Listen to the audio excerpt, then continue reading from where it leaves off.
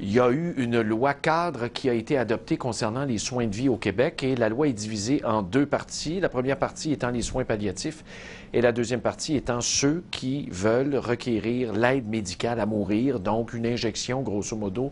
Et il y a des conditions, on doit être atteint d'une maladie incurable, il n'y a pas de solution possible que la mort éventuelle à plus ou moins brève échéance avec des souffrances caractérisées.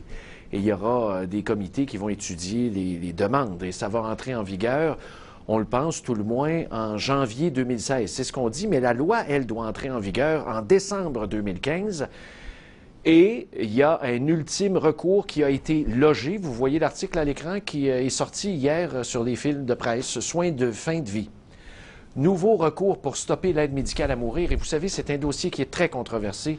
Même en France, je vous en ai parlé au début de la semaine, il y a le docteur Bonmaison, le docteur Bonmaison, qui vient d'être condamné à une peine de 2 ans de prison avec sursis, et il a fait une tentative de suicide parce que lui avait aidé des gens à mourir. C'était pas permis, c'était pas encadré. Alors, le débat fait rage, pas seulement ici, mais un peu partout ailleurs sur la planète. Et il y a bien peu de pays qui autorisent légalement l'aide médicale à mourir. Pour en parler, on a un des porte-parole de ce mouvement ultime devant la Cour. C'est le docteur Paul Sabat, que vous connaissez bien. Bonjour. Bonjour, Stéphane. Bonjour. Alors, je relisais votre article hier, et ce qui est bien intéressant, c'est que il y a très peu de gens qui, sur la planète, vivent dans un régime juridique d'aide à mourir. C'est pas tout le monde, là.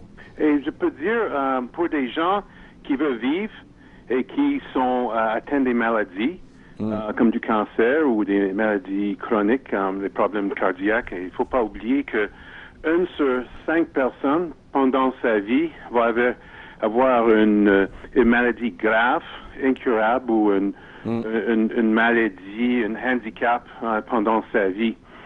Le danger, c'est que si on vit dans un régime de euthanasie ou suicide assisté, mais surtout euthanasie, où quelqu'un va injecter une substance mortelle, létale dans vos veines, vous risquez, même sans consentement, de faire raccourcir votre vie rapidement parce que le gouvernement, vous savez, il y a des médecins et le système, ils ne suivent pas toujours leurs directives.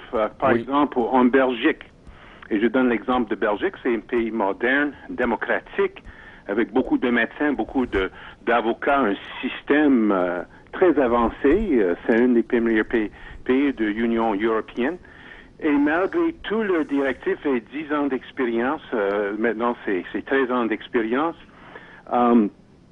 il y a des dérives importantes. 1 sur 3 injectés sans le consentement qui suivent les directives du gouvernement, c'est-à-dire un consentement signé avec une approbation suivie comme il faut. Oui. 50% des cas qui sont injectés, il n'y a pas de rapport. Rapport malgré que c'est partie de la loi. Mais dites-moi donc, docteur Sabat, d'autant plus que dans tout ça, là, si moi je suis en région, je vous donne l'exemple là, très, très concret, je suis en région, j'ai une maladie grave, un cancer, et on n'offre même pas de soins palliatifs dans ma région pour que je puisse mourir dignement. Alors, qu'est-ce que je vais prendre? Quel choix que j'ai, sinon, de prendre l'injection? Oui, c'est ça. Non, vous dites les vraies choses. Bon. Les gens souffrent dans les régions. 80% des gens n'ont pas accès, mais ici au Québec. Mais est-ce que ça, c'est la façon qu'on va faire la médecine? Non. Une injection létale ou souffrir comme jamais dans votre vie? Et c'est pourquoi, parce que pour le gouvernement, et je vais le dire sans réserve, ça c'est sans réserve, que le gouvernement étant vraiment un minding d'austérité. Oui. Il dit il veut couper à gauche, à droite. Et est-ce que c'est pas une sorte de brainwashing que le gouvernement est en train de faire? Il dit, regarde, on va vous donner votre choix, le libre, éclairé, le libre choix de se vous faire injecter.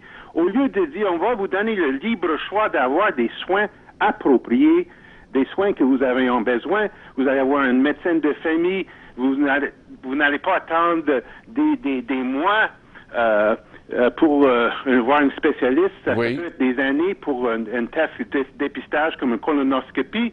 On va pas attendre juste que vous êtes tellement malade que vous allez arriver à un au bout du rouleau. cancer métastatique. Oui, oui. Et si, avec un bon système de santé, si vraiment on peut le mettre en place, on va vous donner un vrai bon système. Puis après, si vous êtes atteinte d'une maladie grave, on va vous donner des soins palliatifs parce que les soins palliatifs, ça va vous alléger tout la souffrance. Exactement. Mais là, vous avez vu, Dr Sabat, cette semaine, il y a même une maison de soins palliatifs qui est prête à dire, ben, si le client veut l'injection, on va lui donner l'injection. Oui, mais c'est grave, ça. C'est très minoritaire. Oui. Et je pose la question, je connais pas ça. C'est quoi les pressions, ces maisons? Exact. Ben non, parce que le gouvernement a dit, ils vont couper, Dr Barrett, il a dit carrément, vous ne suivez pas les directives du gouvernement. On va lever l'argent, vous n'avez plus de cash. Ouais. Et c'est comme ça ce qu'on veut faire. Est-ce que c'est un libre choix qu'on force des gens à se faire injecter parce que le système est inadéquat? Et des gens souffrent. Et en France, on a fait venir un professeur Régis Aubry de la France qui était responsable de l'Observatoire de soins palliatifs et soins en fin de vie. La France a décidé on n'a pas le droit de légiférer sur l'euthanasie dans notre pays parce qu'on n'a pas des soins palliatifs. En France, voilà. ils ont admis qu'ils n'ont pas injecté de monde à mort parce qu'ils n'est pas capable de donner des soins palliatifs. Ils disent après, on va revoir.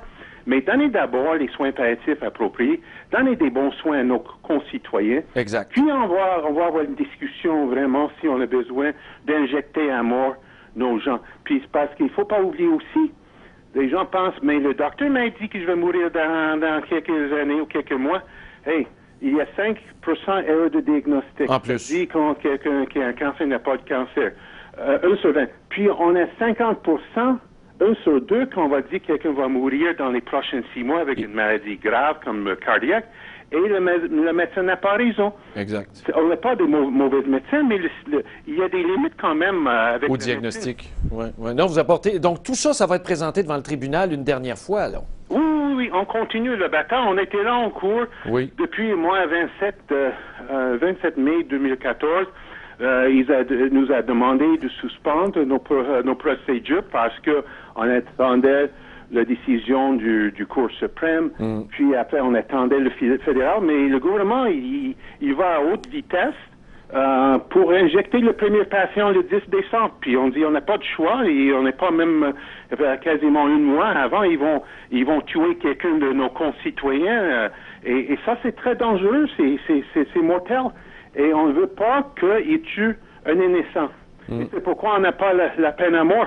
Vous pouvez être pour ou contre la peine de mort. La raison que les gens sont contre, parce qu'ils ne voulaient pas qu'un innocent va mourir parce qu'il y a une erreur. Et on va avoir des centaines, si pas des milliers d'erreurs. Mais dites-moi donc, en terminant, Dr Sabat, là, évidemment, la Cour, est-ce qu'elle va suspendre de façon intérimaire l'application de la loi pour vous entendre ou ça va tout être débattu? On attend que, normalement, c'est fait comme ça. OK. Et il ne va pas injecter de monde, dire, c'est dommage, on n'aurait pas dû injecter telle personne. Et c'est ça qu'on veut éviter. Parce qu'on ne peut pas retourner. Quand quelqu'un est injecté à mort, il y a très peu de monde qui sont ressuscités après une injection. Oui. Ben, merci beaucoup d'avoir pris le temps et bon courage, bonne chance, c'est rafraîchissant. Merci, Stéphane. Merci, au revoir. Au revoir. C'est le docteur Paul Sabat et il a raison de la Coalition pour une médecine sociale, justice sociale. Savez-vous pourquoi? Parce que partout au Québec, là, il y a peut-être 24 ou 25 maisons de soins palliatifs sur l'ensemble du territoire. Oui, on peut aller en région, aller dans une section palliative d'un hôpital, mais des vraies maisons de soins palliatifs. Là, quand on est vraiment affecté par une maladie de fin de vie, pas juste le cancer, peu importe, là, et on n'a pas le choix.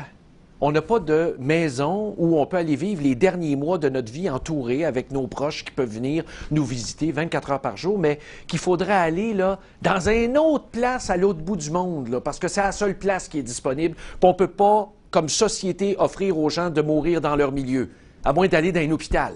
Hey, ça, c'est chic, là, quand t'es rendu 4 par chambre, puis il faut que tu crèves, là, puis que t'as tes proches autour de toi, puis que l'autre est en train de vomir, puis que l'autre a roté, puis que l'autre a pété. C'est vraiment le fun. Ah, c'est bucolique comme scène, là, c'est mémorable comme moment, mais quelle merde. Quand une société est une merde comme ça, puis elle n'est pas capable d'offrir le droit c'est même pas un privilège, c'est une obligation de résultat de mourir dans ton milieu parmi ceux que tu as aimés. C'est-tu assez dégueulasse, ça?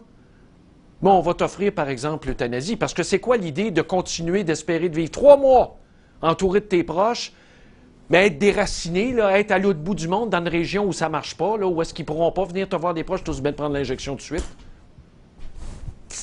puis tous bien de criquer le camp. Ça va être ça, le vrai choix, là, parce qu'il n'y en a pas de service de soins palliatifs convenable dans toutes les régions. Il n'y en a pas. Alors, c'est ça, vous aurez le choix de l'injection. Alors, ça, c'est l'hypocrisie gouvernementale. Et c'est l'hypocrisie gouvernementale, tout parti politique confondu, parce que c'est l'ensemble de l'Assemblée nationale qui a voté pour ça. Et il n'y a pas une maudite voix de dissension à part, et je m'en souviens, à part quelques voix de députés libéraux, il me semble. Peut-être quelques caquistes, mais très peu. Très peu. C'était assez unanime de la façon dont ça s'est fait à l'Assemblée nationale. Il y a eu un vote libre une fois, il me semble, au Parti libéral. Il y a quelques voix qui se sont levées, mais très peu. Puis après, on verra. Ça va rentrer en vigueur. Peut-être que ça sera suspendu, mais on verra. On risque d'être surpris dans la mise en œuvre parce que c'est vrai qu'il y a des erreurs médicales. C'est humain, c'est normal. L'être humain n'est pas parfait. On n'est pas une machine. Et c'est vrai qu'il va y avoir des erreurs de dossier. Wow, vous allez me dire, mais c'est des gens de toute façon qui sont affectés. T'sais. On n'a pas le droit d'enlever la vie parce que la personne ne vaut plus rien. Quand vous serez dans cette situation-là, vous m'en direz tant.